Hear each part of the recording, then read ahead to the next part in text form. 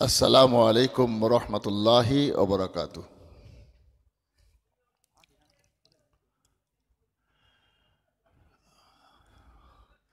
বাগানাইট গ্রামে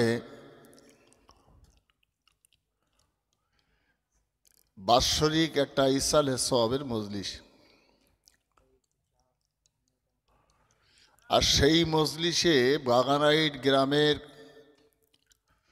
কচিকাঁচা বাচ্চারা যারা মিলাদের সামনের দিকে এসে বসে, মাদ্রাসায় যারা পড়ে, মক্তবে যারা পড়ে, আমি কদিন আগে আপনাদের পাশেই পোদড়ায় একটা কলেমা খানির অনুষ্ঠান এসেছিলাম দুপুরে। যে ছেলেটা ক্যান্সার হয়ে মারা গেছে, তো সে তো সকালবেলা দিনের বেলা, তখন আমি প্রায় 200 লোক নিয়ে 250 লোক নিয়ে মিলাদ করলুম ঘন্টাখানিক সময়। তো যারা এখন ওই দিক ওদিকে আছেন, আমি তাদের কাছে অনুরোধ করছি, আপনারা পয়সা দিয়েছেন, এই বেহেশতি মজলিস কায়েম করেছেন, আর আল্লাহর অগণিত ফেরেশতাদের উপস্থিতিতে এই মজলিসে আল্লাহর রহমত বর্ষিত হবে। আপনাদের পূর্বপুরুষ যারা কবরস্থ হয়ে আছেন তাদের রুহের মাগফিরাতের জন্য ইসালে সওয়াব করা হবে। তো যারা পয়সা দিলেন, সাহায্য করলেন, সহযোগিতা করলেন, যে ছেলেগুলো কঠোর পরিশ্রম করে এই আয়োজনটা করেছে, সেই মজলিসের ভিতরে লোক না আসার কারণ একটাই, আমার যেটা ধারণা, গ্রাম অঞ্চলের দিকে আমরা মিলাদ মাহফিলে যাই, যেগুলো কোহা গ্রাম, তারাই পাঁপড়, ফুচকা, তেলে ভাজা, বাদাম, জিলাপি এসব দোকানে একটু ভিড় লাগায়, কেন তাদের এই উৎসবের সময় তারা পায়।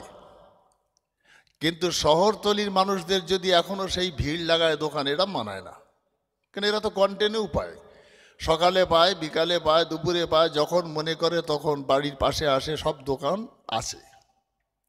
সেই জন্যে শহরতলির মানুষেরা যদি এখনও সেই বাজারে ঘোরে, এটা নিঃসন্দেহে একটা বেমানান। আর বিশেষ করে যারা কমিটিতে আছেন বা যারা দায়িত্বে আছেন, আমি তাদের বলবো যে বাজারের ভিতর থেকে ওই মহিলাদেরকে হটিয়ে দেন, দেখবেন সব ছেলেরা এই জলসায় চলে আসবে। যদি মা বোনেরা যারা পর্দায় থাকা মানুষ, তারা যদি বাজারে গিয়ে ঘোরে, তাহলে এই মাহফিলের লোক আনা কঠিন হয়ে যাবে। সেই জন্যে আমি সমস্ত মা বোনেদের কাছে অনুরোধ করছি, আপনাদের জন্যও বসার সুব্যবস্থা আছে, আপনারা এখানে এসে বসে যান। আর যে সমস্ত ছেলেরা এখন দোকানপাটে ঘুরছেন, আমি তাদের কাছে অনুরোধ করব, এই বেহেশতি মজলিস কিন্তু আগামী কাল পাবেন না, রাত 12টা-1টার পরে যখন শেষ হয়ে যাবে, তখন কিন্তু আপনি আর এই মজলিস খুঁজে পাবেন না। সেই জন্যে যারা আশেপাশে আছেন, আমি বজলুর রহমান আপনাদের সবার পরিচিত, আমার খুব প্রিয় লোক যারা, অনেক মানুষ এখানে আছেন যারা আমার বক্তৃতা খুব ভালোবাসেন, আমার সামনে এসে বসেন, সেই সমস্ত শ্রোতাদের কাছেও আমি আবেদন করছি তারা মেহেরবানি করে এখানে চলে আসুক। আউযু বিল্লাহি মিনাশ শাইতানির রাজীম। বিসমিল্লাহির রহমানির রহিম। ওয়ালা তাহিনু ওয়ালা তাহজানু ওয়া আনতুমুল আ'লাউনা ইন কুনতুম মুমিনিন। وقال الله تعالى في موضع آخر: لا تقنطوا من رحمة الله إن الله يغفر الذنوب جميعا إنه هو الغفور الرحيم. وقال الله تعالى: يوم يقوم الروح والملائكة صفا لا يتكلمون إلا من أذن له الرحمن وقال صوابا. وقال النبي صلى الله تعالى عليه وسلم سيأتي زمان على أمتي وتكون قلوبهم كقلوب الذئاب وتكون فعلهم كفعل فرائنه وتكون كلامهم ككلام الأنبياء أو كما قال عليه الصلاة والسلام.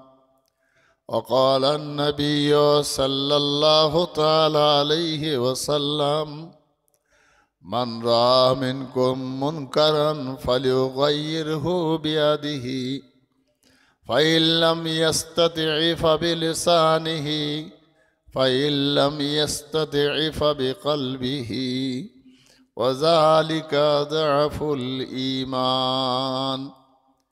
وقال الله تعالى تعظيما لنبيه وتكريما لحبيبه إن الله وملائكته يصلون على النبي يا أيها الذين آمنوا صلوا عليه وسلموا تسليما اللهم صل على ভাই একটু সামনে আসেন না ভালো হয় বড্ড বেয়াইয়ে খারাপ লাগছে একটু সামনে সামনে সরে আসেন পিছনের লোকের সুবিধা হবে সুন্নতটাও আদায় হবে একটু জোরে জোরে দরুদ শরীফ পড়ি সামনে চলে আসি দরুদ শরীফ আল্লাহুম্মা সাল্লি আলা সাইয়্যিদিনা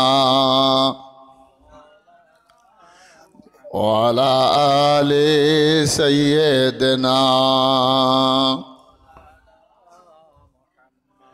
জীবনেতে দর্শন যদি নাহি দাও এখন জীবনেতে দর্শন যদি নাহি দাও এখন গড়েতেও কাঁদবে মন ইয়া রাসূলে আকবারি আল্লাহুম্মা সাল্লি আলা মাওলানা মুহাম্মদ ওয়ালা আলি সাইয়্যিদিনা নফসি বলে যতজন কাঁদিবেন নবীগণ নফসি বলে যতজন কাঁদিবেন নবীগণ ইয়া উম্মতি বলে তখন কাঁদবেন হাবিবে আকবরি আল্লাহুম্মা সাল্লি আলা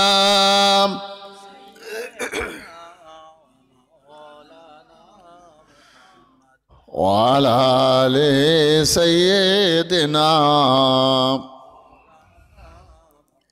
কিয়ামত ময়দান মাজার হবে না কেহ কাহার উম্মত তরে বেকারার আয় শাফিয়ে মাহশারি আল্লাহুম্মা সাল্লি আলা মাওলানা মুহাম্মদ ওয়ালা আলি সাইয়্যিদিনা আকাশেতে মেঘ চরে তারাও আনন্দে বলে গভীর গর্জনে বলে লা ইলাহা ইল্লাল্লাহ লা ইলাহা লা ইলাহা ইল্লাল্লাহ মুহাম্মাদুর রাসূলুল্লাহ হাসবি রাব্বি জাল্লাল্লাহ ما في قلبي غير الله نور محمد صلى الله لا إله إلا الله لا إله إلا الله محمد رسول الله سبحان الله الحمد لله ولا إله إلا الله سبحان الله الحمد لله ولا إله إلا الله سبحان الله الحمد لله ولا إله إلا الله لا إله لا إله إلا الله محمد رسول الله اللهم صل على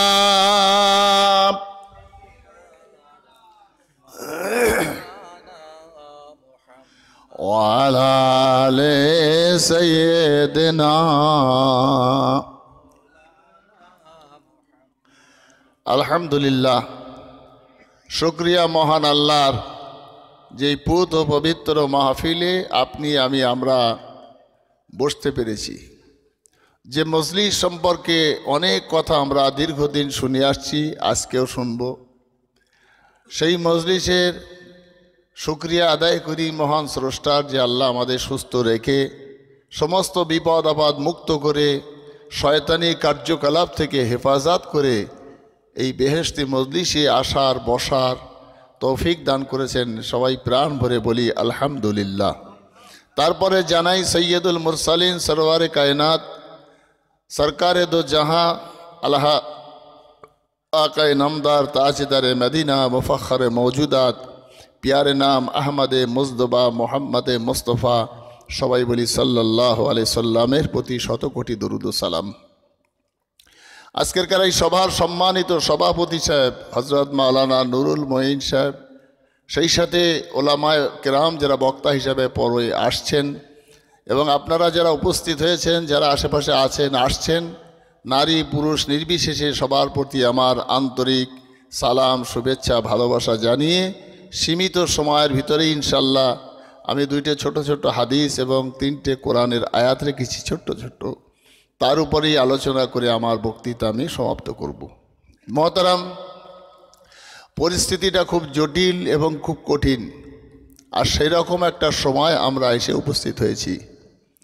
আমরা পূর্বের থেকে শুনে এসেছি, দীর্ঘদিন জানি, যারা ইমানদার মোমেন মুসলমান হিসাবে, যে যখন যে জাতি খোদাকে ভুলে গেছে, যখন যে জাতি রসুলদের ভুলে গেছেন, যখন যে জাতি বা কওমের লোকেরা আল্লাহ এবং রসুল ভোলা হয়েছে, তখন মহান স্রষ্টা আল্লাহ দুইভাবে আযাব নিক্ষেপ করেছে।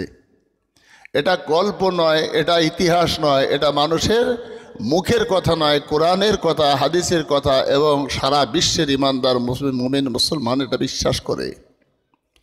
যে কওম, যে জাতি, যে মানুষ আল্লাহ এবং রসুল ভোলা হয়ে গেছে, তাদের উপরে আল্লাহ দুই রকমভাবে আযাব আর গজব নাজিল করেছেন।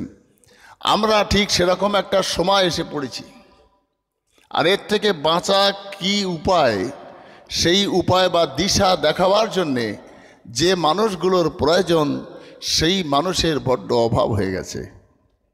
আমরা হতাশার ন্যায়, আমরা দিশিহারা হয়ে, আমরা নিজেদের মনের চাহিদা পূরণ করবার জন্যে আমরা দৌড়াচ্ছি।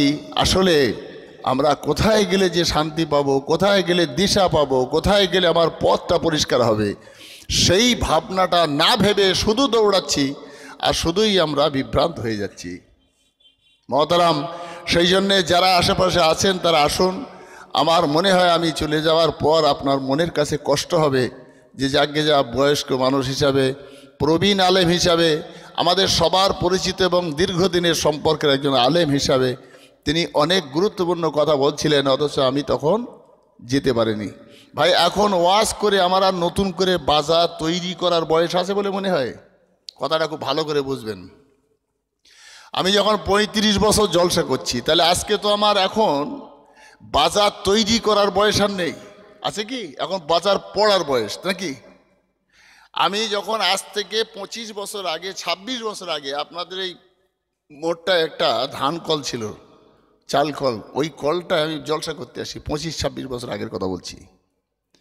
তারপরে এই গ্রামের ভিতরে এই পাড়ায় এখানে বদরায় মসজিদে অনেক জলসা করেছি। অর্থাৎ আমি যখন একেবারে পুরানো জানা লোক, আর 30-35 বছর যখন আমি নিউ টাউন এলাকার ভিতরে আমার শতকরা 80টা জলসা করি আমি, তাহলে আমার এখানে নতুন করে বাজার করার জায়গা নেই যে আমার জলসাটা শুনে লোক উদ্বুদ্ধ হয়ে আমার এখান থেকে 10টা দাওয়াত হবে। তাহলে আমার এখন যেটাই বলতে হবে, পরকালের দিকে চেয়ে একটা বয়স থাকে, তো বয়সের চাহিদাটা যখন শেষ হয়েছে, তাহলে এখন পরকালমুখী মানুষ হবে। রসুল করিম সাল্লাল্লাহু আলাইহি সাল্লাম সোনার জবানে বলেছেন, আর শাবাবু কাজ্জুনুন, জওয়ানি বয়সটা পাগলের ন্যায়। শাবাবুর জুনুন মানে যুবক বয়সটা পাগলের ন্যায়। এই চুল কাটছে সেই খ্রিস্টানদের মতো, এই দাড়ি রাখছে লেনিনের মতো, এই গোপ ছাড়ছে, এই গোপ চাচ্ছে। এক একটা ছেলে দেখেননি, সকালে একরকম বিকালে একরকম, 4 দিন পরে দেখা যাচ্ছে চুল সেই 3-4টে কাঁচি মেরে দিচ্ছে। তারা কি পাগলের মতো জীবন? কে বলেছেন? আপনার আমার নবী বলেছেন, জওয়ানিটা পাগলের জীবন। নফসের চাহিদা থাকে, নিজের একটা ইচ্ছা থাকে, আর সেইগুলো পড়ে কখন? এটা পড়ে যায় কখন? চাহিদাটা, ইচ্ছাটা। বলেছে যে 40 বছর পার হয়ে যদি 1 সেকেন্ড হয়, হাদিস শরীফের মধ্যে এসছে, রসুল করিম সাল্লাল্লাহু আলাইহি সাল্লাম বলেছেন, 40 বছর পার করে 1 সেকেন্ড যখন হবে, তখন তুমি জানবে যে তোমার দাঁতে অবক্ষয় দেখা দেবে, তোমার যৌবন শক্তি হ্রাস পাবে, দৃষ্টিশক্তি হ্রাস পাবে, তোমার এবারে পড়তে থাকলো। তাহলে 40 নয়, এখন তো 60-এর কোটায় বয়স। কথা বুঝতে পারছেন? তাহলে 35 বছর যখন জলসা করছি আমি, আমার নতুন করে বাজার করার জায়গা নয়, বরঞ্চ আমার পরকাল এবং আপনার পরকাল, এ লোভ লালসাকে সব ত্যাগ করে যাতে ভালো হয় সেই ভাবনা ভেবে অন্তিম সময়ে এসে আমি দুটো সঠিক কথা আপনার কাছে বলে যদি আপনার ভিতরে সেটা আমি আমলে আনাতে পারি, তাহলে আমার কল্যাণ হবে, আপনার কল্যাণ হবে। সেই ভাবনা ভেবেই কিন্তু আমার কথাগুলো বলা। আর তারপরে আপনি জানবেন যে মানুষের কাছে কথাগুলো যাওয়ার পরে একটা শ্রেণী মানুষ এটাকে দুটো ভাগে ভাগ করবে। একটা শ্রেণী মানুষ এই কথাটাই কেটে দুটো ভাগ করবে।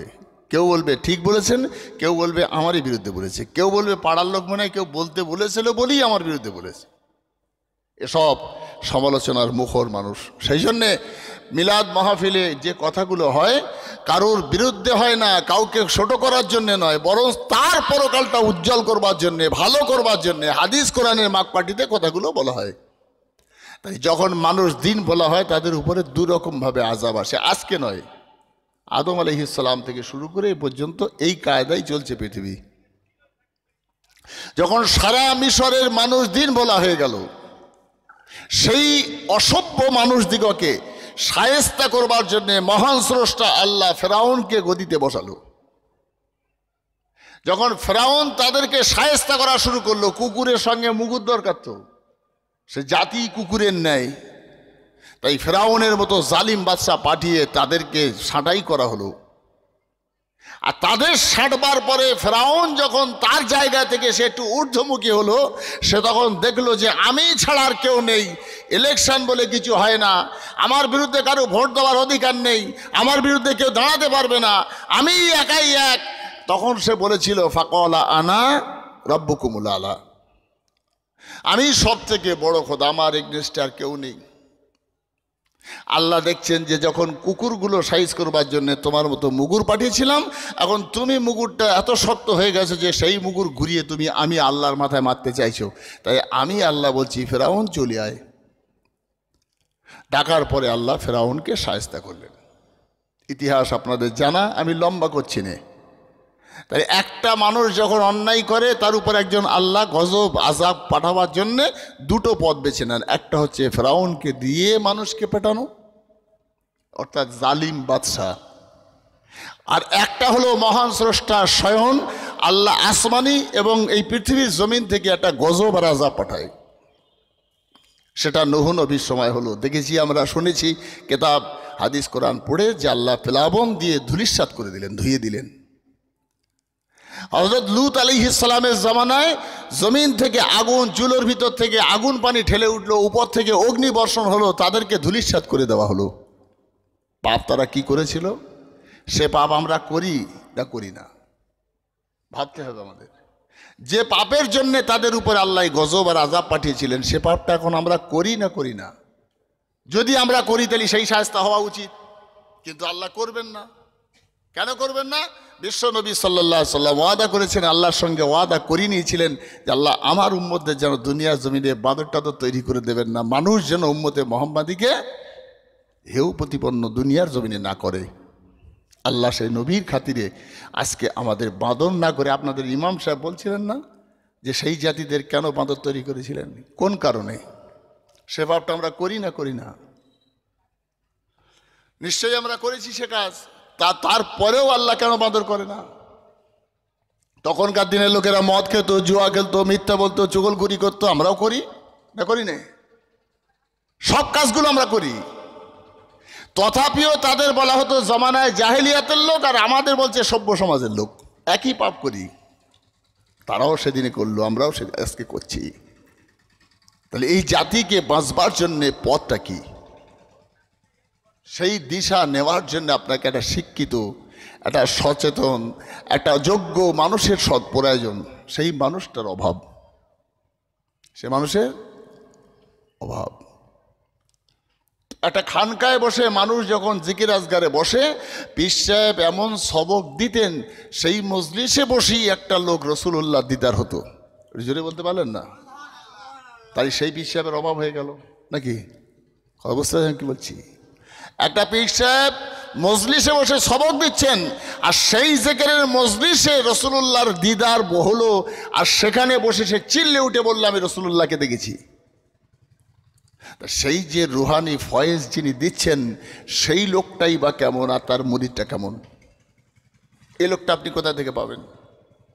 এই লোকের অভাব, পথ দেখানো লোকের অভাব। কথা বলার লোক পাওয়া যায়, অনেক দামি দামি কথা বলতে পারে, ভালো ভালো কথা বলতে পারে। আর মানুষ তো ধোকায় পড়া মানুষ, মানুষ ধোকায় পড়ে। আর এক শ্রেণী মানুষ এই ধোকা দিয়ে কারবারটা চালিয়ে যাচ্ছেন। তার নিজের ভবিষ্যৎ নেই, সে নিজেই জানে না তার ঠিকানাটা কোথায়, অথচ সেই মানুষগুলো মানুষের পথ দেখাবে।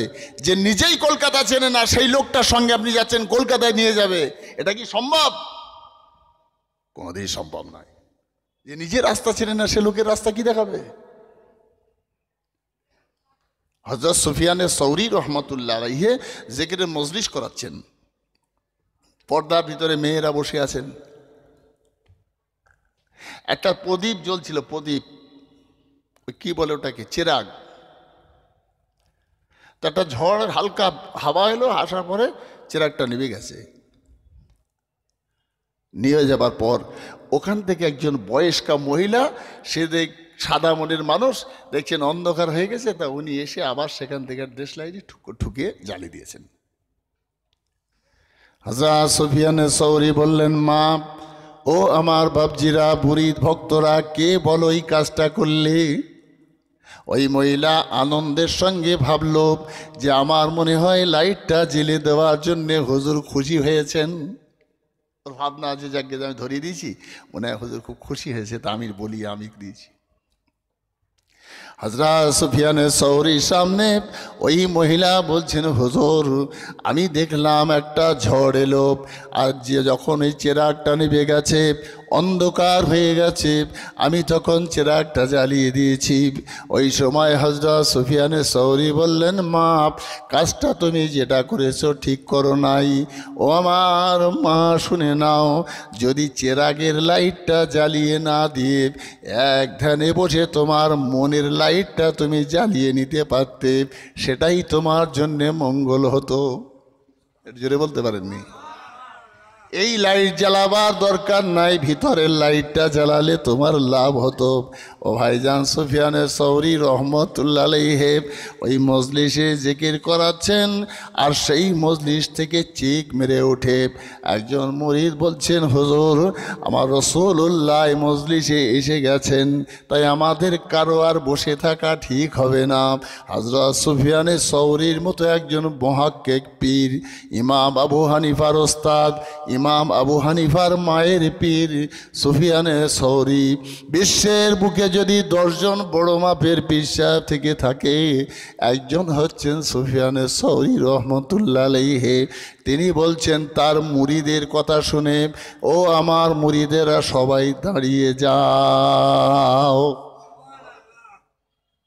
একটা মানুষ সেখানে দাঁড়িয়ে বলছেন, হুজুর আমি দেখছি রাসূলুল্লাহ আমাদের মজলিসে এসে হাজির। রুহানি চোখ তৈরি করা, হৃদয়কে স্বচ্ছ করে দেওয়ার জন্যে যে মানুষের প্রয়োজন, সে মানুষের বড্ড অভাব। তাহলে খোদার গজব যখন আসে মানুষের চালচলন, আজকে যদি আমি এখানে বলি, আমার মা বোনেরা যারা চাঁদা দিয়েছেন, যারা মিলাদে বসে আছেন, তারা অসন্তুষ্ট হবেন। আর অসন্তুষ্ট হবেন বলে আমি বললাম না। তাহলে আমার যখন হক কথাটাকে আমি গালের ভিতরে চেপে রেখে দিলাম, আল্লাহর রাসূল সাল্লাল্লাহু আলাইহি সাল্লাম বলছেন যে তার জিহ্বাটা জাহান্নামের দেওয়ালে সেঁটে দিয়ে সেই আলেমকে জ্বালানো হবে, আর দেশের মানুষ সব দাঁড়িয়ে দাঁড়িয়ে দেখবে। তাহলে এই কথাটা কি? সবাই জানি আমরা যে মাহফিলটা কেন দেওয়া হয়, কি জন্য দেওয়া হয়। এক শ্রেণীর মানুষ এর বিরোধিতা করে, তারা লেখাপড়া জানে, বা তারা পয়সাওয়ালা লোক, তারা মূর্খ নয়। আমি আমার আজ 35 বছর এই রাজারহাট নিউ টাউনের চতুর্দিকেই ঘুরি। আমি 16-18 ঘন্টা সময় খড়ে বাড়ির এই দিকেই থাকি। রাত্রে একটু বিছানায় গিয়ে মাথা রাখতে হয় মাঝে সাঝে, তাই বাড়ি যাই। নিশ্চয়ই আপনারা সবাই জানেন আমি 18 ঘন্টা সময়, সেই যখন মাঝরাটি ইমামতি করতাম তখন থেকে। তো আমি বলছি যে 16-18 ঘন্টা সময় কাটিয়ে 30 বছরে নিউ টাউন হওয়ার আগে থেকে তো আছি, তাই সমস্ত এলাকার 90% মানুষের হাল হাকিকত তো কম বেশি জানি, সব না জানলেও। রিক্সাওয়ালা থেকে 3 তলা, বাংলা ঘর থেকে 4 তলা, পরের জন দেওয়া লোক সে এখন কোটিপতি লোক, এসব দেখছি তো চোখের সামনে। এখন আল্লাহ দিলে ফুরোয় না, মানুষই দিলে কুলায় নাটা ওসিলা হয়েছে, সে ধনী হয়েছে, ভালো, এটা তো ভালোর কথা, গর্বের কথা। কিন্তু দুর্ভাগ্য এটা, অতীত ভুলে গেলে তো লস, পিছন ভুলে গেলে তো খারাপ নাকি। একটা লোকের বাড়িতে একজন মানদারি করত, কোনো কারণবশত যেভাবেই হোক, দানে অনুদানে এদিক সেদিক করে যেভাবেই হোক আল্লাহ তার ধনী করে দিল। যার বাড়ির মানদারি করত সেই লোকটার বিরুদ্ধে যখন আঙুল তুলছে, তার বিবেকের কাছে প্রশ্ন করা উচিত নাকি। দেখছি তো মহাজন বলে কেউ নেই, মনিব বলে কেউ নেই, গুরুজন বলে কেউ নেই। কার বাড়ি মানদারি করেছি সে কথা ভুলে গেছি। মক্কা শরীফতে ঘুরে এসছে, হজ করে এসছে, টাকার অঢেল টাকা আছে, তাই হজ করে আসার পরে সামনের কাতারে গিয়ে বসছে, সুবহানাল্লাহ তসবিহ পড়ছে, আর সেই লোকগুলোকে পিছনে ঠেলে দেওয়ার ভাবনা ভাবছে। তো খোদার গজব হবে না, আযাব হবে না, জালিম অত্যাচারী বাদশার নিয়োগ হবে না।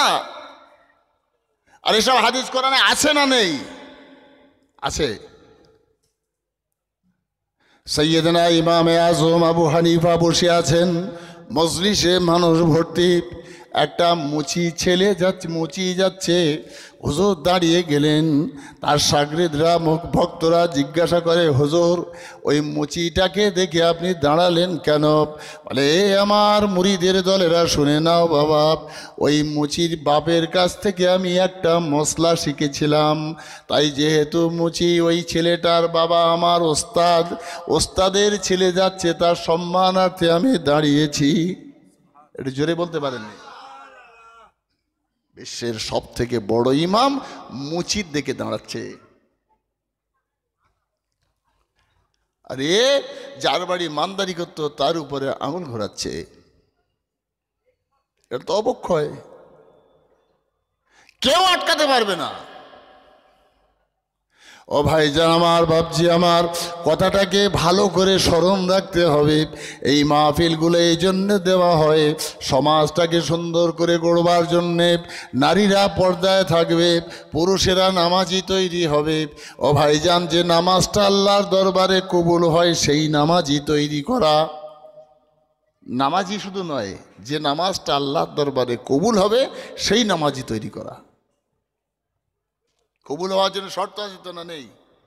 না নামাজ পড়লেই কবুল হয়ে যাবে? হাজার হাজার বছর ইবাদত করেও মানুষ জাহান্নামে যাবে।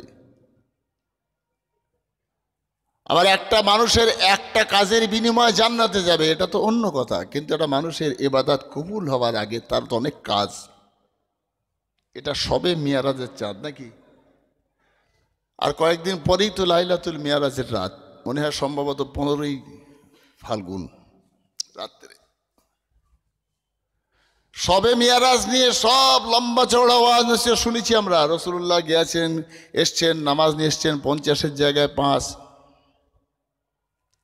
আপনি বলতে পারবেন এই মজলিসে বসে যে এতদিন ধরে জলসা জুলুস শুনলাম, শুধু কণ্ঠস্বর শুনলাম, শিল্পীদের গলার আওয়াজ শুনলাম, সুবহানাল্লাহ বললাম, এই মাহফিল, এই আজকেরকার এই রাতটা, এই যে পবিত্র মাহফিলটা যে মাসে হচ্ছে, যে দিনে আমার আপনার নবী মেরাজে গিয়েছিলেন, কেন গিয়েছিলেন এত লম্বা সময় ধরে, কোন সময় সেটা না, এসব নিয়ে দোষ আপনাদের না, তো দোষটা তো আমাদের। আমরা আপনাদের বলিনি, আমরা আপনাদের বলতে পারিনি, আমার সে হয় যোগ্যতা নেই, আর তা না হলে আমি আপনাকে বললে মনে হয় আপনি সব জেনে যাবেন ভেবেই হয়তো বলিনি। এ দুর্বলতা আমাদের, যারা ওস্তাদ তাদের। একজন শিক্ষক শিক্ষকতা করে, তার ক্লাসে সে বসে পড়ায়, বইটা দেখে আর রিডিং পড়ে যায়, বুঝতে পেরেছিস, হ্যাঁ মিটে গেল। আর একজন শিক্ষক বইটা শুধু থাকে, দুবার চোখটা বুলিয়ে নেয়, আর সে যখন পড়ায় তখন পিছনের দিকে ছেলেরা বাঁদরামি করলে ডাস্টার ছুঁড়ে মারে। সেও মাস্টার, এও মাস্টার নাকি? কথা বলছেন না কেন? মাস্টার তো দুইজনেই, কেউ ছাত্রদের দিকে খেয়াল রেখে পড়ায়, আর কেউ শুধু বই দেখে পড়ায়। তাহলে আমরা তো বই দেখে পড়ালি মাস্টার, সেই জন্য আপনাদের দীর্ঘদিন শুনিয়েছি, আর আপনার সুবহানাল্লাহ বলেছেন, চলে গেছেন। মেয়ারাজ হলো রসুল করিম সাল্লাল্লাহু আলাইহি সাল্লামের বয়স তখন কত বলেন? যদি জিজ্ঞাসা করা হয় আপনি বলতে পারবেন না, দোষটা আপনার নয়। আমরা বলিনি যে আপনি শুনবেন কোত্থেকে। আপনার আমার নবী হযরত মুহাম্মদ সাল্লাল্লাহু আলাইহি সাল্লাম 40 বছর বয়সে নবুয়ত পেলেন। কত বছর? 40 বছর বয়সে। তখন নামাজ ছিল, রোজা ছিল, হজ যাকাত কিছু ছিল? কিছুই ছিল না। তখন নবুয়ত পাননি মানে কিছুই ছিল না। কোরআন নাজিল হলো তো 40 বছর বয়সে। আরে 40 থেকে নিয়ে আরো 13 বছর পার হয়ে গেল, তত রসুলের বয়স কত? 53 নাকি? 40, 13, 53। এই 53 বছর বয়সে আপনার আমার নবীকে আল্লাহ দাওয়াত করছেন। হুজুর হায়াতে ছিলেন কত বছর? 63। তাহলে 53 বছর বয়স পর্যন্ত নামাজ নেই, 40 বছর বয়স পর্যন্ত কোরআন নেই। কথাটা খুব ভালো করে বুঝবেন। কোরআন আসছে 40 বছর বয়সে, আর কোরআন নাজিল হলো 23 বছর ধরে, অর্থাৎ 63 বছর বয়স পর্যন্ত কোরআন নাজিল হলো। তো 30 পারা কোরআন শরীফটা 23 বছরে মোকাম্মাল নাজিল হলো, আর এই মাঝখানে 40 বছর বয়সে শুরু, 63 বছর বয়সে কোরআন নাজিল হওয়া শেষ। 30 পারা কোরআনটা 23 বছরে নাজিল হলো। আর আপনার আমার নবী হযরত মুহাম্মদ সাল্লাল্লাহু আলাইহি সাল্লাম নবুয়াত পাওয়ার পরে 13 বছর অতিক্রম হলো, তারপরে হুজুরকে আল্লাহ দাওয়াত করছেন। তখন রাসূলুল্লাহর বয়স 53। কি বললেন? দাওয়াতের আবার ভাগ আছে তো? না, নেই। দাওয়াতটা 3 রকম ভাগে ভাগ হয় আমার ক্ষুদ্র জ্ঞানে। একটা দাওয়াত হয় ফোন করে, আপনারা কেউ গিয়ে যাননি আমার বাড়িতে, ধরেন আর এখান থেকে ফোন করছেন, হ্যালো মাওলানা হুজুর আপনাকে দাওয়াত করছি, এটাও একটা দাওয়াত নাকি? ফোনে দাওয়াত আমি অ্যাকসেপ্ট করলাম।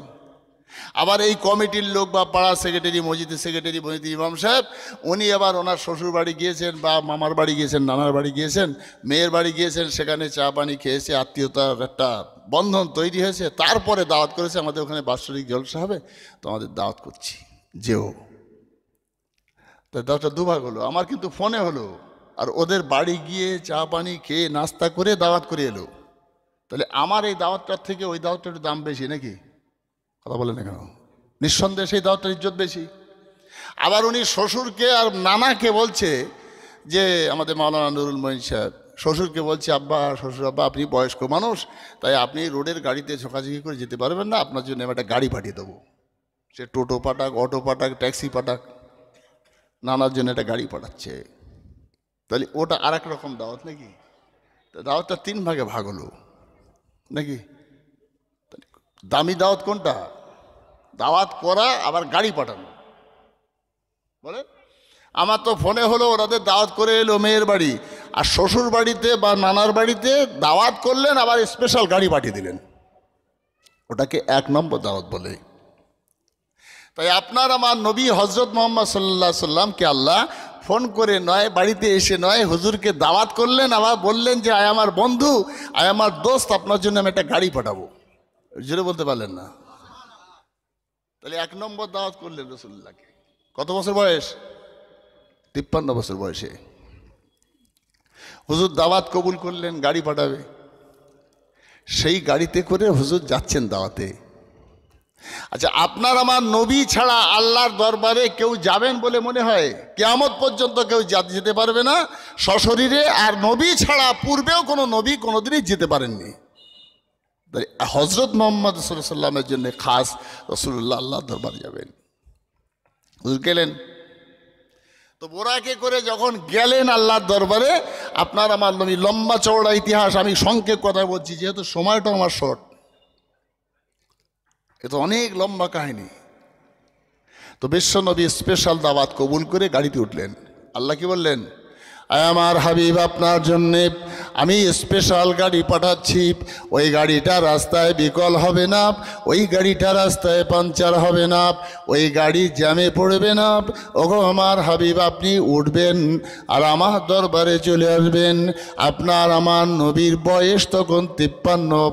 বিশ্ব নবী আল্লাহর দরবারে গেলেন, আর যাওয়ার পরে আল্লাহর সঙ্গে হাঁটুতে হাঁটু লাগিয়ে, আল্লাহর হাঁটু কুদরতি হাঁটুর উপরে রাসূলুল্লাহ হাত দুটো রাখলেন, আর আল্লাহর কুদরতি হাত দুটো আমার রাসূলুল্লাহর উরুতের উপরে রাখলেন। সামনাসামনি বসে আপনার আমার নবী বললেন, আত্তাহিয়াতু লিল্লাহি ওয়াস সালাওয়াতু ওয়াত তাইয়্যিবাতু। একটু জোরে বলেন সুবহানাল্লাহ। আল্লাহ বললেন, আসসালামু আলাইকা আইয়ুহান নাবিয়্যু। আর একটু জোরে বলেন সুবহানাল্লাহ। তাহলে আল্লাহকে সালাম দিলেন, ভালোবাসা বিনিময় করলেন, আল্লাহ রসুলকে বললেন, আসসালামু আলাইকা ইয়া রাসূলুল্লাহ। বিশ্বনবী বললেন, আমার আল্লাহ, আপনাকে আমি সালাম দিয়েছি, আপনার ভালোটা জিজ্ঞাসা করেছি, আপনার প্রশংসা করেছি বলে আপনি আমার প্রতি দরুদ সালাম পড়লেন। ওগো আমার আল্লাহ, আমার গুনাহগার উম্মতদের প্রতি কি আপনি দরুদ পড়বে, সালাম দেবেন না?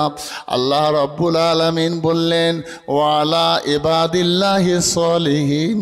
আরেকটু জোরে বলেন সুবহানাল্লাহ। বিশ্বনবী আল্লাহর দরবারে বসে নিজের সালামের পরে আপনার আমার জন্য দোয়া চাইলেন। আরেকটু জোরে বলেন।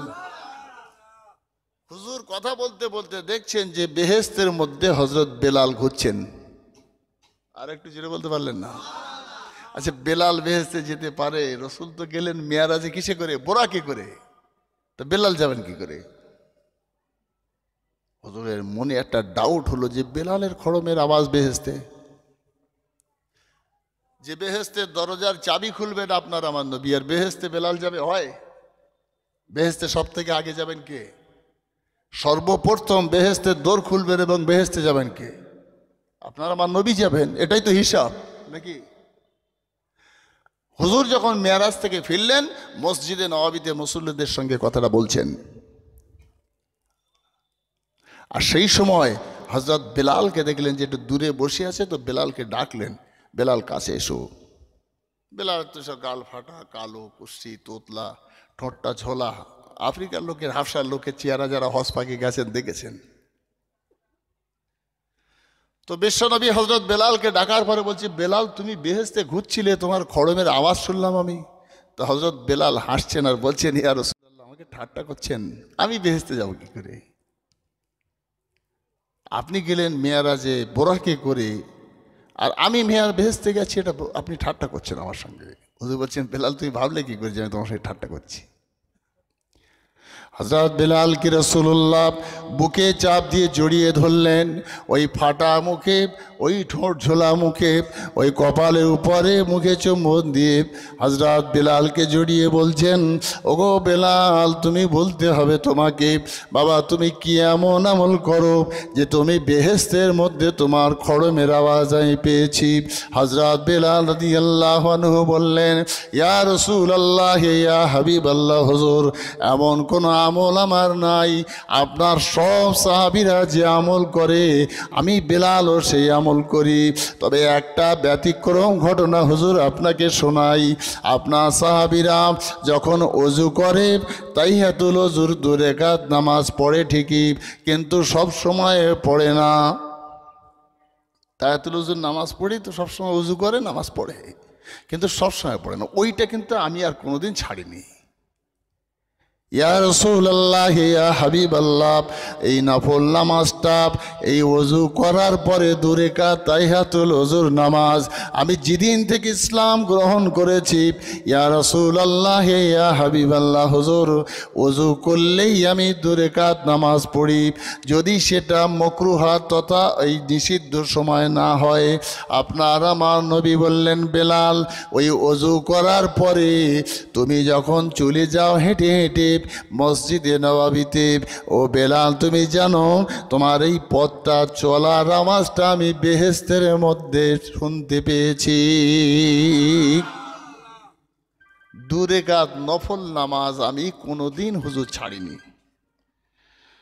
ও ভাইজান আমার, হযরতে বেলাল রাদিয়াল্লাহু তাআলা আনহু, হযরত রাসূলুল্লাহ বললেন, বেলাল তোমার ওই 2 রাকাত নফল নামাজ কন্টিনিউ পড়াটাকে আমার আল্লাহ এত ভালোবেসেছেন, এত ভালোবেসেছেন যে তোমাকে বেহেশতের মধ্যে তোমার খড়মের আওয়াজ আমি পেয়েছি। ভাইজান আমার, আপনার আমার নবী, বিশ্ব নবী যখন মেরাজে যাচ্ছিলেন, সেই দিনে বুরাকের উপরে সওয়ার হয়ে আল্লাহ রসুল যখন গেলেন, আর যাওয়ার পরে আসমানের কাছে গিয়ে বলছেন, ওই বুরাক থেকে নামলেন, তখন ওই বুরাক বলেছিলেন, ইয়া রাসূলুল্লাহ, ইয়া হাবিবাল্লাহ, হুজুর আমি চলে যাচ্ছি আমার জায়গায়, আর আপনি জেনে রাখবেন যেদিনে আপনাকে মেরাজে আমার সওয়ার হয়ে আপনি এলেন, যেন বেহেশতে যাওয়ার সময়, ইয়া রাসূলুল্লাহ, ইয়া হাবিবাল্লাহ, যেদিনে বেহেশতে ঢুকবেন সেই দিনে যেন আমি বুরাকের উপরে আপনি সওয়ার হন, এটাই আমার আপনার কাছে অনুরোধ। বিশ্ব নবী বলেছিলেন, বুরাক তুই ভাবিস না, কিয়ামতের ময়দানে যেদিনে ফয়সালা শেষ হয়ে যাবে, আমি রাসূলুল্লাহ বেহেশতে যাব, আমি তোমার সঙ্গে কথা দিলাম তোমার উপরেই সওয়ার হয়ে যাব। সেই দিনে হযরত বেলাল রাদিয়াল্লাহু তাআলা আনহু ওই বুরাকের লাগামটা ধরে রাসূলুল্লাহর আগে বেহেশতে যাবেন। জোরে বলতে পারলেন না? নবীর আগে বেলাল বেহেশতে, আর একটু জোরে বলতে পারলেন না? যে নবীকে তৈরি না করলে কুল কায়নাত তৈরি হয় না, সেই নবী বুরাকের উপরে, আর বুরাকের লাগাম থাকবে বেলালের হাতের, বেলাল থাকবে আগে। আপনি আমি জানি বংশের মর্যাদা, পয়সার গরম, অর্থের গরম, শিক্ষার গরম, কত কি দেখাই, বেলালের কিসের গরম? না আছে বংশমর্যাদা, না আছে শিক্ষা, না আছে রূপ, কিসের গরম দেখাচ্ছিলেন?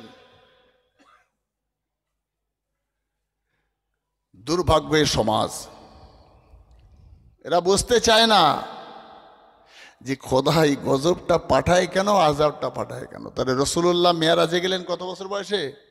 53। তাহলে নামাজ আনলেন তো সেদিনে নাকি? তাহলে 53 বছর বয়সে যদি নামাজ এনে থাকেন, তাহলে রাসূলুল্লাহ হায়াতে ছিলেন 10 বছর, তাই 63 বছর বিশ্ব নবী হযরত মুহাম্মদ সাল্লাল্লাহু আলাইহি সাল্লাম এই নামাজ নামক একটা মূল্যবান বীজ আনলেন 53 বছর বয়সে, আর আপনার আমার হৃদয়ের ভিতরে সেটা ঢোকালেন। আর সেই নামাজটার দাওয়াত দিয়েছিলেন মাত্র 10 বছর, তারপরে হুজুর বিদায় নিলেন। তাহলে রাসূল করিম সাল্লাল্লাহু আলাইহি সাল্লাম 53 বছর বয়সের আগে কিসের দাওয়াত দিচ্ছিলেন? বুঝতে পারেননি কথাটা? তখন তো নামাজ নেই। 40 বছর আগে বয়সের আগে তো জাকাত নেই, ফিতরা নেই, রোজা নেই। তাহলে রাসূলুল্লাহ কি করছিলেন 40 বছর এবং 53 বছর বয়স পর্যন্ত? বুঝতে পারেননি মনে হয় কথাটা? নামাজ পড়ার জন্য লক্ষ লক্ষ টাকা ব্যয় করে মসজিদ, নামাজ পড়বার জন্য লক্ষ লক্ষ নয় কোটি কোটি টাকা ব্যয় করে মসজিদ, নামাজি তৈরি করবার জন্য মৌলবীরা উঠে পড়ে লাগলো, আমির সাহেবরা জমাতে গিয়ে তবলিগ জামাতওয়ালারা উঠে পড়ে লাগলো, জামাত ইসলামীরা লাগলো, আহলে হাদিসরা লাগলো, আহলে কোরআনরা লাগলো। সারা দেশের মানুষেরা যারা টুপিধারী মৌলবী মাওলানা সংগঠন করে বেড়াচ্ছেন, তারা সবাই উঠে পড়ে আমরা লেগেছি যে নামাজি তৈরি হও, নামাজি তৈরি হও। আর নামাজ যখন মানুষ বেশি পড়ছে, মসজিদ যখন 2 তলা 3 তলা হচ্ছে, লোক বলছে আমার গ্রামে আল্লাহ রহমে এখন প্রায় 100 লোক 5 ওয়াক্ত নামাজ পড়ে, মসজিদই জায়গা হয় না 2 তলা 3 তলা, নাকি? গর্ব। সেদিনে মসজিদে আজান হতো না, সেদিনে মসজিদে নামাজি হতো না, সেদিনে মসজিদে 3 জন 4 জন নামাজ পড়তো, 2 জন নামাজ পড়তো। আজকে 100 জন 5 ওয়াক্ত নামাজ পড়ে, 300 লোক জুম্মার নামাজ পড়ে, তাই 2 তলায় হয় না 3 তলা, তার উপরে টিন দিয়ে ছাড়ছে, তিরপল দিয়ে ছাড়ছে, পাশে আসে টাঙাচ্ছে। সেদিনে 4টে ছোলা, 2টো মুড়ি আর 2টো চাল দিয়ে ভিজিয়ে, একটা নেড়ো শুকনো ভিজিয়ে দিয়ে ইফতার করতো। মসজিদে এখন হাজার হাজার টাকা ব্যয় করে ইফতারের মজলিস করা হয়। যেমন তেন মসজিদে 200, 250, 300 লোক ইফতার করে। তাহলে সব তো উন্নতি হলো নাকি? এটা উন্নতি হলো। সারা দেশময় ঘুরে রোস্তম সাগরা হাজি সাহেব, হ্যাঁ হাজি আব্দুল গফফার সাহেব, এরকম গুনে গেতে গোটা 5-6 হাজি সাহেব মনে হয় একটা অঞ্চলে খুঁজে পাওয়া যেত। আজকে আল্লাহর রহমতে এক একটা গ্রামেই 70-80টা হাজি সাহেব। কথা বলে না? উন্নতি হলো। তখন সে নোয়াখালীর মৌলবীরা সব খতম পড়ে বেড়াতো, কোরআন শরীফ পড়ে বেড়াতো। তখনকার দিনের সাধারণ মানুষেরা মসজিদের আখঞ্জি সেজে বসেছিল, তারা নিজেরাই মশলা মশাইয়ের আত্মায়াত পড়তে পারত না। আজকে সব মসজিদই কম্পিটিশনে হাফেজ, কারি, মাওলানা, মুফতি নিয়ে ইমাম। উন্নতি হলো। চতুর্দিকে মাদ্রাসা একেবারে গায়ে গায়ে, গ্রামে গ্রামে, এক একটা গ্রামে 3টে 4টে, খড়ি বেড়ে 8টা মাদ্রাসা। অসুবিধা কি? উন্নতি হলো। এগুলো সব উন্নতি না অবক্ষয়? কথা বুঝতে পারেনি মনে হয়? উন্নতি। এই উন্নতিগুলো যখন হলো তখন আপনি আমি গর্বিত। আমাদের গ্রামে 10টা হাজি সাহেব, 5টা হাফেজ সাহেব, 3টে মাওলানা সাহেব, মসজিদে 150 লোক নামাজ পড়ে, 300 লোক নামাজ পড়ে। এটা গর্বের ব্যাপার তো। আমি বসিরহাট এলাকাটা গ্রামে জলসায় গেছি। গ্রামটা খুব ডেঞ্জারাস, অনেক মৌলভী সাহেবের বাস। আমি গেছি রাত তখন 12টায়, উঠতে হবে আমার 1টার সময়। আমি গিয়ে একটু চা খেয়েছি, কোথাও একটা জলসা করে গেছি। তখন সম্ভবত হজরত মাওলানা শরীফুল আমিন সাহেব, বসিরহাট হুজুরের পৌত্র, উনি নামাজ করছেন। উনি নামবেন, আমি উঠব। লাস্টে সম্ভবত ওমর সিদ্দিকী সাহেব। আমি গেছি তো তখন বলছে ছেলেপেলেরা হল্লা দিদি, আমাকে শুনিয়ে শুনিয়ে বলছে, হ্যাঁ সে কী ওয়াজ হচ্ছে এখানে, এর নাম রাজাপুর, এখানে ওয়াজ করা খুব ঠেলা আছে, এখানে ওয়াজ করা খুব ঠেলা, এখানে এর নাম রাজাপুর, লাভা মলসিয়ার লাগা, যে থাকে তো লাভা, ভালো আলম তোল। খুব গর্বের সঙ্গে বলছে। কেন বলেন দিন? হাফেজ আলমের গ্রাম, শিক্ষিত গ্রাম, তাই গর্ব করে বলছে। তো আমি যখন আমার সে একটা টাইম দেখলাম, আমার 15-20 মিনিট আগেই নিয়ে গেল স্টেজে, বলে হুজুর চলেন, লোক সব কেটে যাচ্ছে, সব শরীফুল আমিন সাহেব বাড়ির কাছে লোক তো, চেনা লোক। গেলাম, গিয়ে উঠে বলছি এর নাম রাজাপুর বলে গর্ব করো না, বলো যে আমরা বসিরহাট সাব ডিভিশনের আল্লামা রুহুল আমিন সাহেবের এলাকার লোক, বলে আল্লামা রুহুল আমিনকে জড়িয়ে নাও, নিয়ে বলো গর্ব করে। তো এর নাম যখন রাজাপুর, এখানে ওয়াজ করা খুব ঠেলা আছে, খুব গর্বের সঙ্গে বলছো। আমি তোমাদের বলছি যে আমার ছেলে যদি একটা মাতাল হয়, তাহলে আমি কি বলতে পারবো যে আমার ছেলের মতো ছেলে? তা বলছেন না।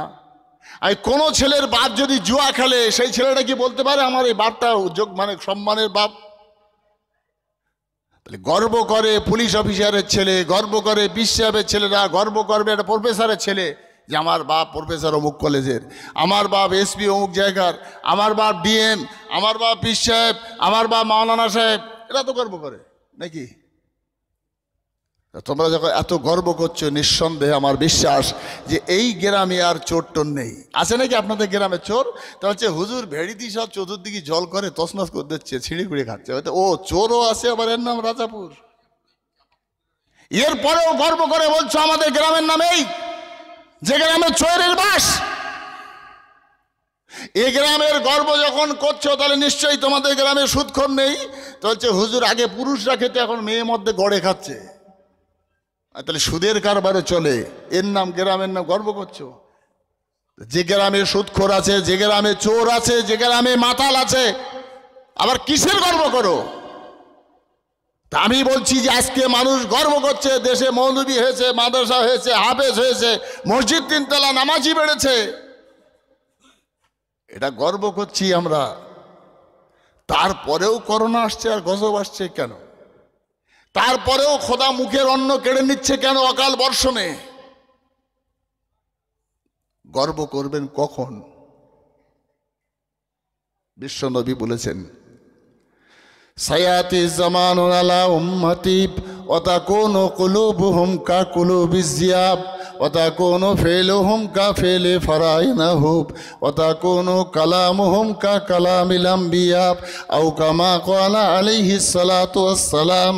বিশ্বনবী বলেন, ও জগৎবাসী জেনে রেখো, যখন মানুষের অন্তরটা হিংস্র পশুর ন্যায় হবে, ওই সময় মানুষের কার্যকলাপ হবে ফিরআউনের মতো, আর ওই মানুষগুলোর কথা হবে নবীদের মতো। বোঝা যাচ্ছে? নবীদের মতো কথা, ফেরাউনের মতো কাজ, আর হিংস্র পশুর ন্যায় অন্তর। নামাজ পড়ছি, রোজা করছি, আর অনেক সুনামের সঙ্গে বলছি যে উন্নতি হলো। কথা তো সবাই আমরা নবীদের মতো কথা বলছি, পরিষ্কার স্বচ্ছ। অন্তরটা বলছে রসুল্লাহ হিংস্র পশুর ন্যায়, আর রসুল বলেছেন যে কাজটা হবে ফেরাউনের মতো। ফেরাউনের কাজটা কি? সে কাজ আমরা করি? ফেরাউনের যে কাজ, অত নিকৃষ্ট লোক, যাকে এত লাঞ্ছিত অপমানিত করি, সারা দেশের লোক তার জন্য অভিশাপ করে, তাহলে ফেরাউনের কাজটা আমরা নিশ্চয়ই করি না করি? রসুল্লাহ বলছেন যে আমার উম্মতদের সব ফেরাউনের মতো কাজ হবে। ফেরাউনের কি কি কাজ করতো, সে কাজ আপনি আমি আমরা করি কিনা, আমাদের সমাজে আছে কিনা আমি তুলে ধরি, দেখেন মেলে কি।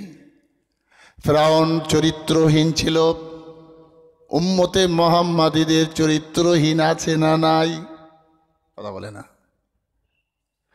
লাইসেন্স দিয়ে যে দেশে পোস্ট কোয়ার্টার চলে, ও ভাইজান আপনাকে বলতে হবে সেখানে খোদাই গজব আসবে না খোদার রহমত বর্ষিত হবে? লাইসেন্স দিয়ে সরকারিভাবে মদ বিক্রি করার অনুমতি থাকে? কথা বলে না।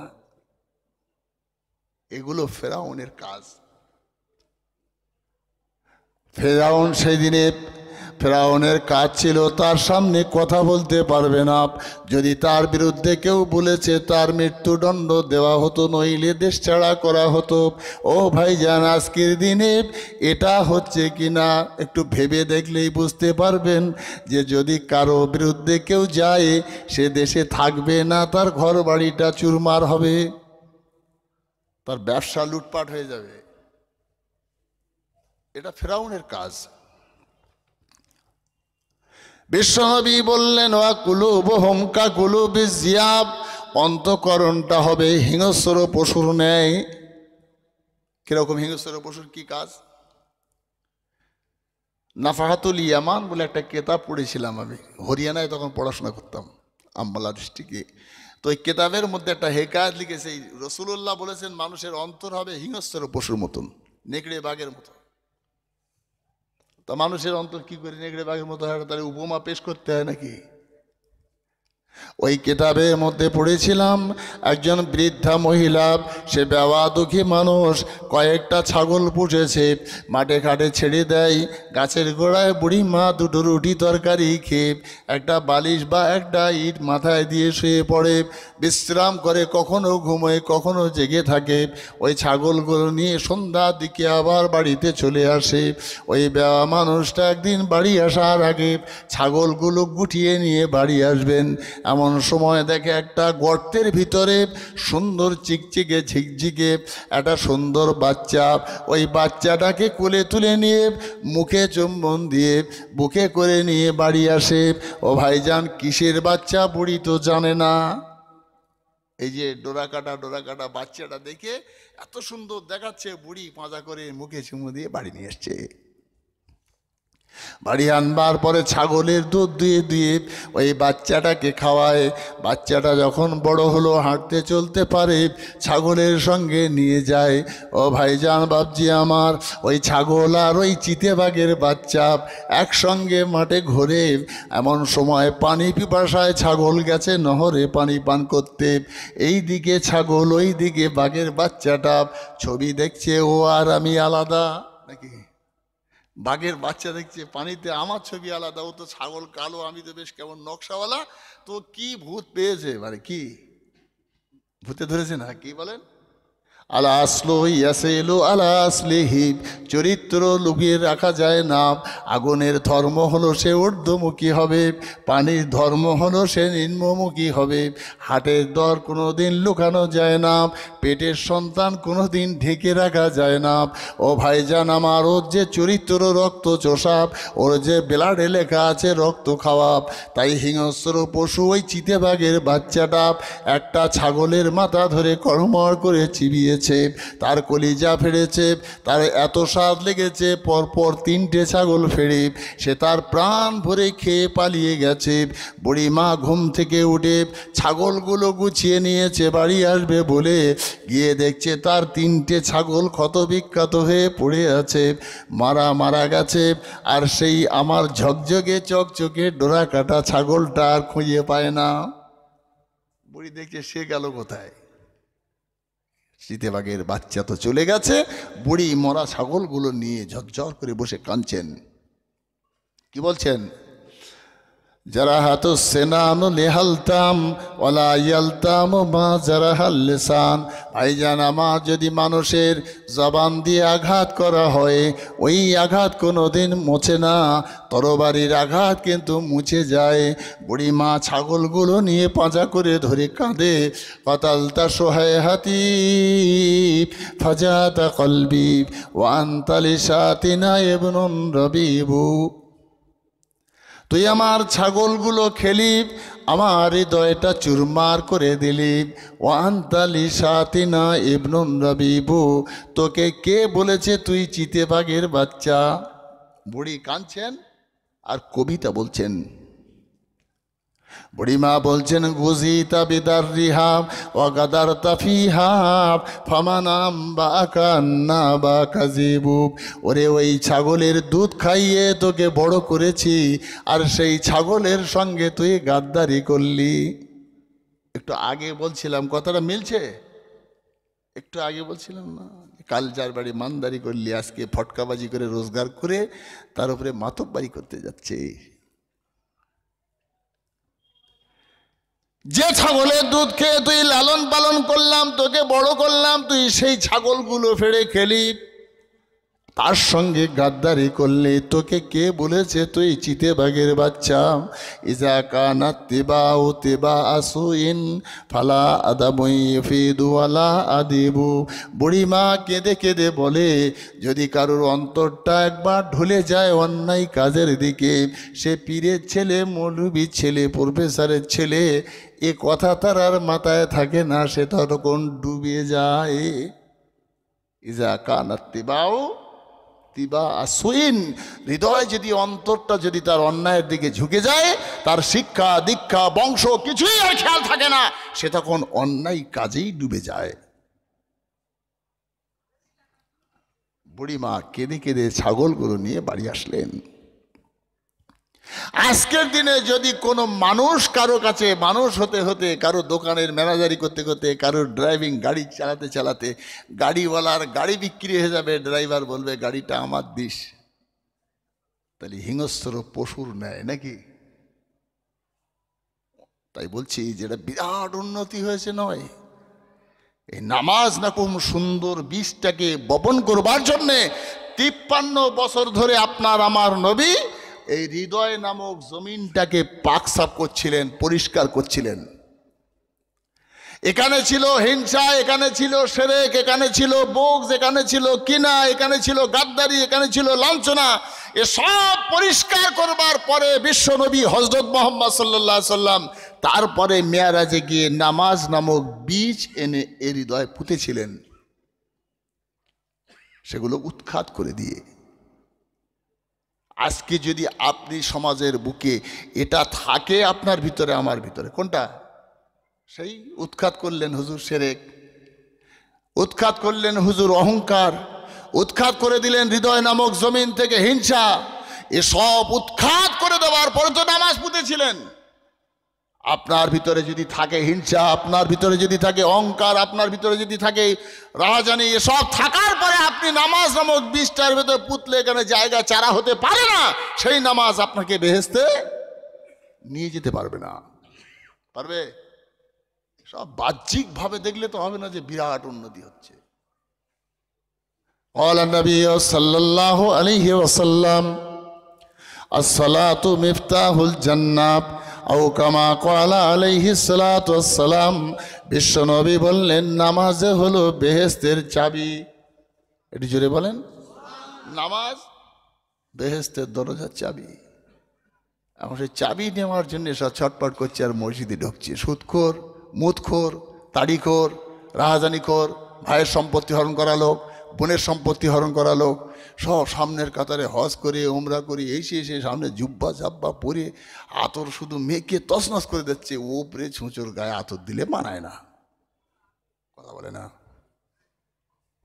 রাগ করলেন নাকি? আমি আপনাদের বলিনি, ছুঁচোর গায়ে আতর দিলে গ্যাস কাটে না। কাটে? নামাজ পড়ছে। সালাতু মিফতাহুল জান্নাহ, রাসূলুল্লাহ বলছেন নামাজ বেহেশতের চাবি। তাই চাবিটা নেওয়ার জন্য ছটফট করছে যে বেহেশতে চলে যাবই। তাই যা করিস কর, নামাজটা পড়, নাকি? চাবি নেবে, চাবি নেবেন, বেহেশতে যাবে। আমি ফজলুর রহমান এখানে ওয়াজ করছি, আমার মারুতি গাড়িটা আছে আপনাদের মসজিদের সামনে। এখন 2 ঘন্টা 1.5 ঘন্টা যাই হোক একটা ওয়াজ তো করবো। তা গাড়ি চুরি করতে গিয়ে আর 5 ঘন্টা সময় লাগে। এখন আপনি সাইকেল নিয়ে মিলাদ শুনতে এসছেন কিংবা মোটর সাইকেল নিয়ে এসছেন। এখন আপনার মোটর সাইকেলের চাবি আছে কাছে, কিংবা আপনার কাছে সাইকেলের চাবি আছে, এইটা নিয়ে আমার এই গাড়িটার লক খুলে আপনি নিয়ে যেতে পারবেন? কথা বলে না। আপনার সাইকেল বা মোটর সাইকেলের চাবি দিয়ে আমার ওই গাড়িটা খুলে আপনি নিয়ে চলে যাবেন, এটা হবে কি? তাহলে আমরা হেউড়ো সাজি কেন, এত বোকা সাজি কেন, পাগল সাজি কেন? যে যদি মোটর সাইকেলের চাবিতে যদি মারুতি না খোলে, আমার মারুতির সাইকেলের গাড়ির চাবিতে যদি আপনার সাইকেলের তালা না খোলে, তাহলে বেহেশতের দরজার চাবিতে তো বেহেশতের দরজা লাগাতে হবে নাকি? ওই দরজায় তো ওই চাবি লাগাতে হবে না, যে কোনো চাবি লাগালে হয়ে যাবে? এটা বোঝে না, নামাজ পড়িয়ে কাদা করে দিচ্ছে। আসসালাতু মিফতাহুল জান্নাহ, নামাজ বেহেশতের চাবি। কোন নামাজ? হযরত মুহাম্মদ সাল্লাল্লাহু আলাইহি সাল্লাম 53 বছর বয়স পর্যন্ত এই জমিনে থেকে মুতো ঘাস খড় সব পরিষ্কার করার পরে যে বীজটা পুঁতেছিলেন, আর সেই নামাজ তৈরি হলো, তার নাম নামাজ। বলেন ভাইজান, আমার নামাজ পড়ছেন, চাবি আপনার দেওয়া হবে। আপনি মা বাপকে ভাত দেন না, মা বাপ আপনার প্রতি অসন্তুষ্ট, ওই চাবির 5টা ঘাট আছে, একটা ঘাট ভেঙে যাবে। ভাইজান আপনি নামাজ পড়েন, আপনার বোনের সম্পত্তি হরণ করেছেন, আপনার আর একটা ঘাট ভেঙে যাবে। আপনি নামাজ পড়েন, আপনি ভিতরে ভিতরে গীবত পরচর্চা করেন, আপনার চাবির আর একটা ঘাট ভেঙে যাবে। ভাইজান আমার চাবিটা চাবি না থেকে পেরেক হয়ে যাবে। কথা বলে না? ও চাবির ঘাট ভাঙতে ভাঙতে কি হবে? পেরেক হবে না? সোজা পেরেকটা দরজায় ঢোকাবেন, চচ্চড় করে ঘুরে যাবে, তালা খোলার লাইন হবে না। আমার মনে হয় কথাটা অসন্তুষ্ট হলেন। আল হক মুররুন, আর হক কথাটা একটু তিতুই লাগে নাকি? আল্লাহ, কি ওয়াজ করতে গিয়ে কোথায় চলে গেল? মেয়ারাজের নামাজ এনে আর সব এখানে বাগানাটির লোক অনেকদিন পরেই আমার আনলে। বাগানাটির লোক কমই আছে, ফসকামি করছে, বাঁদরামি করছে, সব করছে। জলসা কমিটির সেক্রেটারি দাঁড়িয়ে বুঝতেছে, অসুবিধে নেই। মসজিদের সেক্রেটারি সব দাঁড়িয়ে পেশাব, আবার তার সঙ্গে একটা ধোঁয়া ছেড়ে দিচ্ছে, সিগারেট মুখে দাঁড়িয়ে পেশাব করে মসজিদের সেক্রেটারি। মাদ্রাসার সেক্রেটারি সুদখোর, আছে না এরকম? কথা বলে না। তাহলে এই যদি সমাজের পরিস্থিতি তৈরি হয়, কোনো বাদ বিচার নেই। যে যাত্রার সেক্রেটারি সেই সবার সেক্রেটারি, যে মসজিদের সেক্রেটারি সেই ফাংশনের সেক্রেটারি। শুধু দরকার টাকার আর পাওয়ারের। আগের দিনে আমরা দেখেছি, আমি যখন ক্লাসে 9-10-এ পড়ি আমিনপুর মাদ্রাসায়, তখন দেখেছি আমাদের গ্রামে কোনো খানা হচ্ছে, কিসের? কলমাখানির খানা, কিংবা কারোর মেয়ের বিয়ে, কারোর ছেলের বিয়ে, এরকম হয় না? তো তখন তারা এসে বলতো আমার আব্বার দাওয়াত দিত। আমার আব্বারা 3 ভাই, আব্বা বড়, তা আব্বাকে দাওয়াত করতো। তা বাড়ির বড়রে দাওয়াত দেবে নাকি? আপনাদের গ্রামও হতো সেরকম, বাড়ির বড়রে দাওয়াত দিয়ে যেত। আল্লাহর রহমে কি সুন্দর সিস্টেম, এখন আর বাড়ির বড়র দাওয়াত দেয় না। দেখছে বাড়িতে 4 ভাই, তার মধ্যে যে নেতা সে আগে দাওয়াত পাবে কি? আর যে বাড়ি যদি একটা বাড়ির নেতা হয় একটা ভাই, সে তো দাওয়াত পাবেই। আবার সব বাড়ি বাড়ি একটা করে হলেও তার বড় ভাইটা আবার কোটিপতি লোক, হজ করে এসে, তাহলে ওটাও দেয়, তার মানে ও বাড়ি 2 জন হলো নাকি? আবার এই নেতা ছেলেটা আবার ওর ছেলের মানে সঙ্গে কাজ টাজ করে বলে নেতার ছেলেটা দাও দেয়। এক বাড়ি 3টে, আর এক বাড়ি মোটি আসায় না। কথা বললে তো আরে বাস আমি ফেলবই যেভাবেই হোক। কথা বলে না, পয়সায় আর নেতায় দাওয়াত হয়। সে বড় টড় নেই, আর গুরুজন বলে কথাটা নেই। কলেমাখানি হচ্ছে অনুষ্ঠান, আব্দুর রহিমের বাপের কলেমাখানি। 30, 40, 50, 100 লোক আছে বসে। সকাল থেকে তাদের সব কোমর টোমর শিখ হয়ে যাচ্ছে, রসা ঘন ঘন দিচ্ছে, 1-2 বার খেয়ে, আর ঠিক আজানের আগে দোয়া খায়ের করিয়ে নবী সালাম আলাইকা করে টেরে কবর জিয়ারাতে চলে গেল। ওখান থেকে যেই মসজিদে ঢুকলো, এসে দেখে যে ফার্স্ট কাতারে বসে গেছে। আসল মালগুলো খেলেছে অন্য লোক, সে যে কটা ছিল না কেন তারাই মেরে দিচ্ছে। আর বাড়িওয়ালা কীরকম জিনিস, সে আবার বলতে চায় এটা আমাদের নেতা, এটা আমাদের মেম্বার সাহেব, এটা আমার প্রিয় বন্ধু, এইগুলো স্পেশাল গেস্ট। আচ্ছা, এর ঘাড়ে আগুন লেগে তুই বাপের কলমাখানি দিচ্ছি, তো এই স্পেশাল গেস্টে কেন করাচ্ছিস কেন? কথা বলেন না কেন? আমি আপনাদের গ্রামের কথা বলছি না, সমাজের এই দুরবস্থা তৈরি হওয়ার জন্যে রসুল করিম সাল্লাল্লাহু আলাইহি সাল্লামের কাছে একজন ইহুদি কলেমা পড়লেন, এসে মুসাফা করে আসসালামু আলাইকুম মুসাফা করলেন। কলেমা পড়বার পরে বলছেন, ফাকাল আনিস সাআতি ইয়া মুহাম্মদ, এই মোহাম্মদ কিয়ামত কবে হবে? কে বলছেন? ইহুদি মুসলমান হয়েছে, আর হওয়ার পরেই হুজুরকে বলছেন এই মোহাম্মদ কিয়ামত কবে? আর কত বাজে কথা বলেন দেন। সাহাবারা তো রেগে গেলেন, খুব মারে আর কি। তো বিশ্ব নবী সাল্লাল্লাহু আলাইহি সাল্লাম বলছেন, এই ধমকাচ্ছ কেন, বকছো কেন? তাহলে হুজুর কি বলছো? তাহলে ও আমাকে ভালোবাসে বলেই তো কলেমা পড়েছে, ওর জানা নেই ভাষাটা যে আমার সঙ্গে কিভাবে কথা বলতে হবে, তোমার শিখিয়ে দাও। বুঝতে পারেননি? ও যখন কলেমা পড়েছে, আমাকে নবী বলে মেনেছে, তাহলে ও আমাকে এই মোহাম্মদ বলে? আসলে ও জানে না বলে বলেছে, এটা ও তো ওকে শিখিয়ে দাও। তোমরা ওরকম ধমকাচ্ছ কেন? ধোকড়ায় একটা লোক আছে বললেন, মোতালেব নাম, বেঁচে আছে কি আমার জানিনি, পাশের গ্রাম যেতেও সম্ভবত মনে হয় বেঁচে নেই। তো দেখা হলি আমার খুব শ্রদ্ধা করতো, খুব ভালোবাসতো। তো দেখা হলি, আসসালামু আলাইকুম হুজুর, আপনি কেমন আছো? তা আপনি বলছেন কেমন আছো বলতে, তখন আপনির পরে কেমন আছো হয়। কেউ কখনো বলছে তুমি কেমন আছেন, তার মানে কি ওর জানেই না যে তুমির সঙ্গে আছেন বলতে নেই, আর আপনির সঙ্গে কেমন আছো বলা যায় না, এটা তার জানা নেই, তাই সে বলে নাকি? কিন্তু সে আসলে ভালোবাসে। তাই সাহাবীরা যখন বললেন, হুজুর বলছে ওদের ভালো শিখিয়ে দাও। হুজুর সাহাবীরা শিখিয়ে দিলেন, এই তুমি এরকম করে কথা বলছো, ওটা বেয়াদবি গুনাহ হবে। হুজুরের সঙ্গে কথা বলবে এইভাবে, আসসালামু আলাইকা সালাতু আলা ইয়া রাসূলুল্লাহ, ফাকাল আনিস সাআতি ইয়া রাসূলুল্লাহ ইয়া হাবিবাল্লাহ, বলুন ইয়া মুহাম্মদ নয়। ওই নবমুসলিম সাহাবী বলছেন, ফাকাল আনিস সাআতি ইয়া রাসূলুল্লাহ ইয়া হাবিবাল্লাহ, কিয়ামত কবে হবে? আপনার আমার নবী বললেন, এ আমার সাহাবী শুনে নাও, কিয়ামত কবে হবে আমি বলতে পারবো না, এটা আমার আল্লাহ জানে। তবে মুহররম মাসের 10 তারিখ শুক্রবার সেদিনে থাকবে। ও আমার সাহাবীরা শুনে নাও, কিয়ামতের কিছু নিদর্শন আমি তোমাদেরকে শুনিয়ে দিই। যখন দেখবে তার মা বাপের থেকে সে যখন দূরে সরে যাবে সন্তান, নারীরা বেপর্দা হয়ে যাবে, স্ত্রীদের প্রাধান্য দেবে, আর পুরুষরা তাদের কাছে মাথা হ্যাট করে বসে যাবে। যখন দেখবে শিক্ষকদের সম্মান থাকবে না, পীর আর মুরিদের ভালোবাসা থাকবে না। ও আমার সাহাবীরা দেখবে মসজিদ ভর্তি মুসল্লি তৈরি হয়ে যাবে, ওই নামাজিগুলোর নামাজ হবে না, মসজিদগুলো রাজপ্রাসাদ তৈরি হবে, ওই মসজিদগুলো সম্পূর্ণভাবে বেআইনি তথা বেহারামি পয়সায় হবে। ও আমার সাহাবীরা রাস্তাঘাট ঘরবাড়ি পাকা তৈরি হবে। তোমরা জেনে রাখবে সে সময় এটা কিয়ামতের নিদর্শন, এটা কিয়ামতের নিদর্শন।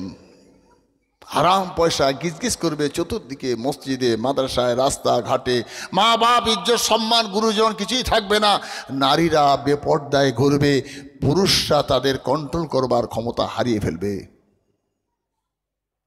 হারিয়ে যাবে না? এ তো হারানো স্বাভাবিক। সরকারি একটা অনুদানের ঘর পেয়েছে 1,30,000 টাকায়, আমি পেয়েছি ধরে নেন।